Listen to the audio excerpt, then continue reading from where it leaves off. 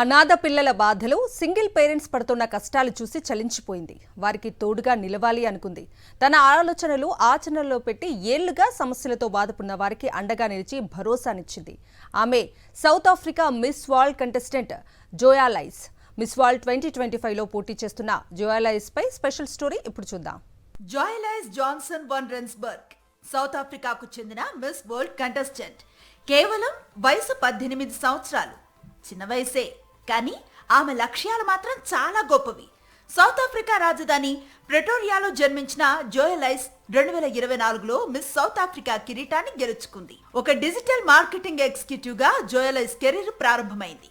ఉద్యోగం, సంపాదన అంతా బానే ఉంది. ఒకరోజు అనుకోకుండా ఒక అనాథాశ్రమానికి వెళ్లాల్సి వచ్చింది. అక్కడ తల్లిదండ్రులు లేని పిల్లలను, వారు అనుభవిస్తున్న బాధలను చూసి తల్లడిల్లిపోయింది జోయా లైస్. అయితే ఇక్కడ తనకు మరో ఆలోచన వచ్చింది. అసలు వీరి పరిస్థితే ఇలా ఉంటే సింగిల్ పేరెంట్ గా ఉండేవారు, అందులో తండ్రి లేని పిల్లలు ఎలా జీవిస్తున్నారో అధ్యయనం చేసి స్వయంగా వారిని కలిసి అనేక విషయాలను తెలుసుకుంది. తర్వాత సింగిల్ ఉమెన్ పడే కష్టాలు తననెంతో బాధించాయి.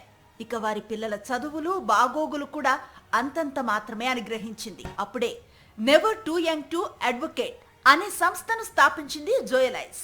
సింగిల్ పేరెంట్, సింగిల్ మదర్, అలాగే అనాథలైన పిల్లల్లో ఆత్మవిశ్వాసాన్ని పెంచటం, ఇతరులపై ఆధారపడకుండా ఎలా బతకాలి, ఇలా అన్ని విధాలుగా వారు ఎదగాలనేది తన సంస్థ ఉద్దేశం.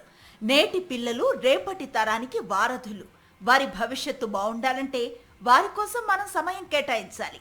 ఎదగటానికి ఎన్ని అవకాశాలున్నాయో అన్నింటినీ సమన్వయం చేసి వారికి ఇవ్వాలనేదే తన అంబిషన్. తనకున్న పరిధిలో అనాథ పిల్లలకు, సింగిల్ పేరెంట్స్ పిల్లలకు వీలైనంత సమయాన్ని కేటాయిస్తూ వారి బాగోగులు చూసుకుంటోంది.